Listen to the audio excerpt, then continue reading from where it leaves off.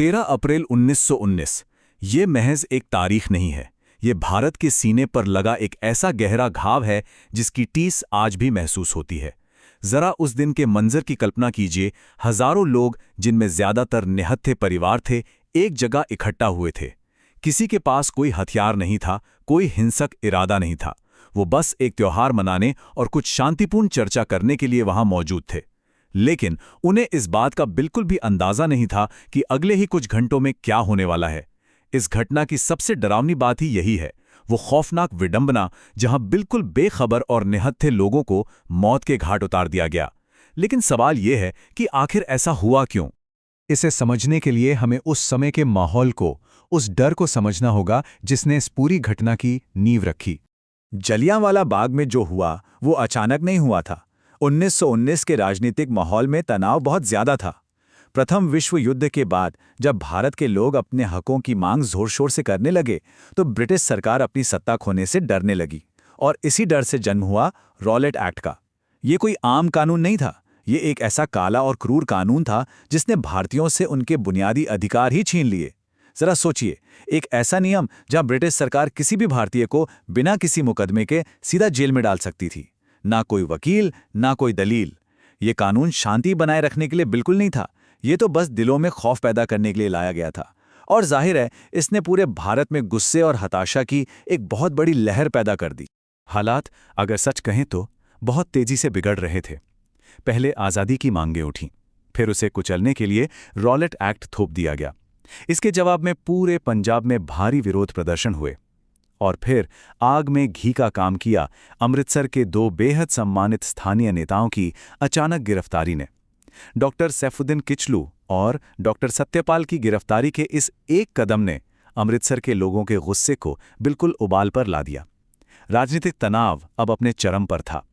अब एक तरफ तो ये भारी राजनीतिक तनाव उबल रहा था, लेकिन दूसरी तरफ आम लोगों की जिंदगी अपनी रफ्तार से चल रही थी।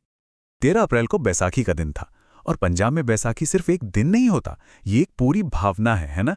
नई फसल की खुशी, नए साल का जश्न और एक बेहद पवित्र दिन। लोग वहां सभा सुनने जरूर आए थे, लेकिन बहुत से परिवार तो बस मेले का आनंद लेने आए थे। किसान अपनी फसल की खुशी में मुस्कुरा रहे थे, औरतें आपस में बातें कर रही थीं, और छोटे छोटे बच्चे उस मैदान की धूल में खेल रहे थे। वो पूरी तरह से निहत्थे थे, इस बात से बिल्कुल अनजान कि बाहर की क्रूर राजनीति उनके इस खुशी के माहौल को कितनी बुरी तरह से कुचलने वाली है। और फिर शाम के लगभग 5 बजे पूरा माहौल भयानक तरीके से बदल गया। ब्रिगेडियर जनरल डायर अपने सैनिकों के साथ वहां पहुंचता है। जलियांवाला बाग चारों तरफ से घरों और ऊंची इमारतों से घिरा हुआ एक मैदान था, जिसका बाहर निकलने का सिर्फ एक ही संकरा रास्ता था। डायर ने आते ही अपनी बख्तरबंद गाड़ियों और सैनिकों से उस इकलौते रास्ते को ब्लॉक कर दिया। एक ही झटके में वो खुशियों से भरा मेला हजारों लोगों के लिए एक बंद पिंजरा बन गया। और फिर बिना किसी चेतावनी के एक खौफनाक शब्द गूंजा, फायर। भीड़ को वहां से जाने के लिए एक बार भी, जी हां, एक बार भी नहीं कहा गया। डायर ने अपने सैनिकों को सीधा उन निहत्थे परिवारों पर गोली चलाने का आदेश दे दिया। ये कोई भीड़ को तितर-बितर करने का प्रयास नहीं था। स्रोतों से बिल्कुल स्पष्ट है कि ये निहत्थे लोगों को सजा देने का एक क्रूर और पूरी तरह से अकारण कदम था। अगले कुछ मिनटों में जो हुआ वो खौफ और दहशत के सिवा और कुछ नहीं था। गोलियों की आवाज से पूरा बाग गूंज उठा। जो लोग कुछ पल पहले हंस रहे थे, वो अब अपनी जान बचाने के लिए बदहवास होकर भाग रहे थे। वो एक खौफनाक और घुटन भरा संघर्ष था। 1650। इस नंबर का वजन महसूस कीजिए। ये कोई अंदाजा नहीं है, ये उन गोलियों की गिनती है जो ब्रिटिश सैनिकों ने उस फंसी हुई भीड़ पर अंधाधुंध बरसाई थीं। उन्होंने तब तक गोलियां चलाईं जब तक कि उनका गोला बारूद लगभग खत्म नहीं हो गया। 1650 गोलियां, और हर एक गोली किसी निहत्थे इंसान, किसी किसान, किसी महिला या किसी बच्चे की तरफ जा रही थी। और ये मौत का तांडव चला कितने देर? पूरे 10 मिनट। सुनने में शायद 10 मिनट हमें बहुत कम लगें, लेकिन 10 मिनट तक लगातार गोलियों की बारिश का मतलब समझते हैं? 10 मिनट तक सिर्फ और सिर्फ चीख पुकार, मौत और दहशत। उन हजारों लोगों के लिए जो उस पिंजरे में फंसे थे, वो 10 मिनट एक न खत्म होने वाले नरक के समान थे। कुछ ही पलों में उस बाग की जमीन खून से लाल हो चुकी थी। लोग जान बचाने के लिए एक दूसरे के ऊपर गिर रहे थे। चारों तरफ ऊंची दीवारें थीं। घबराहट में लोगों ने उन दीवारों पर चढ़कर जान बचाने की कोशिश की, लेकिन सैनिक जानबूझकर उन लोगों पर निशाना साध रहे थे जो दीवारों के पास थे। बाहर निकलने का कोई रास्ता नहीं था। इंसानियत उस दिन वहां पूरी तरह से हार चुकी थी। इस पूरे नरसंहार में अगर कोई चीज सबसे ज्यादा दिल दहलाती है तो वो है उस कुएं की कहानी। बाग के अंदर एक कुआं था। गोलियों से बचने की कोई और उम्मीद ना देखकर कई माताओं ने अपने बच्चों को सीने से लगाया और उस कुएं में छलांग लगा दी। उन्हें लगा शायद वो अंदर सुरक्षित बच जाएंगी, लेकिन दुर्भाग्य से वो कुआं भी जल्द ही लाशों से भर गया। अपने प्रियजनों को बचाने की इंसान की जो सबसे मूल प्रवृत्ति होती है, वो उस दिन पूरी तरह से बेबस हो गई थी।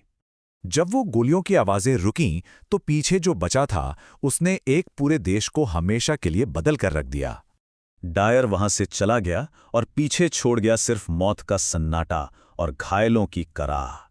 रात हो चुकी थी और पूरे इलाके में कर्फ्यू लगा दिया गया था, जिसका सीधा सा मतलब था कि कोई भी घायलों की मदद करने या उन्हें पानी तक पिलाने के लिए बाहर नहीं आ सकता था। लोग पूरी रात उसी बाग में अपने मृत परिजनों के बीच दर्द से तड़पते रहे। बाद में ब्रिटिश सरकार ने बेशर्मी से इस नरसंहार को छुपाने की कोशिश की और दावा किया कि सिर्फ कुछ 100 लोग मारे गए हैं, लेकिन सच्चाई रोंगटे खड़े करने वाली थी। लगभग 1000 से ज्यादा बेगुनाह लोग उस दिन मारे गए थे और हजारों गंभीर रूप से घायल हुए थे। इस झूठ ने तो जैसे आग में घी का काम किया। जब इस क्रूरता की खबर भारत के बाकी हिस्सों में फैली तो पूरा देश भयंकर गुस्से और सदमे में डूब गया। महान कवि रविंद्रनाथ टैगोर, जिन्हें ब्रिटिश सरकार ने सम्मान के तौर पर नाइटहुड की उपाधि दी थी, उन्होंने विरोध में वो उपाधि वापस लौटा दी। ये कोई छोटा कदम नहीं था, ये एक बहुत बड़ा प्रतीकात्मक कदम था। ये स्पष्ट संदेश था कि भारतीय अब उस ब्रिटिश साम्राज्य से कोई सम्मान नहीं चाहते जिसके हाथ उनके अपने लोगों के खून से रंगे हों। और फिर महात्मा गांधी के शब्द आते हैं, अब अंग्रेजी शासन इंसानियत के लायक नहीं रहा। यह बहुत ही महत्वपूर्ण बिंदु है, इसे ध्यान से समझिए। जलियांवाला बाग सिर्फ एक त्रासदी नहीं रह गई थी, यह भारतीय स्वतंत्रता संग्राम का सबसे बड़ा टर्निंग पॉइंट बन गया था। इस एक घटना ने पूरे उपमहाद्वीप को एकजुट कर दिया।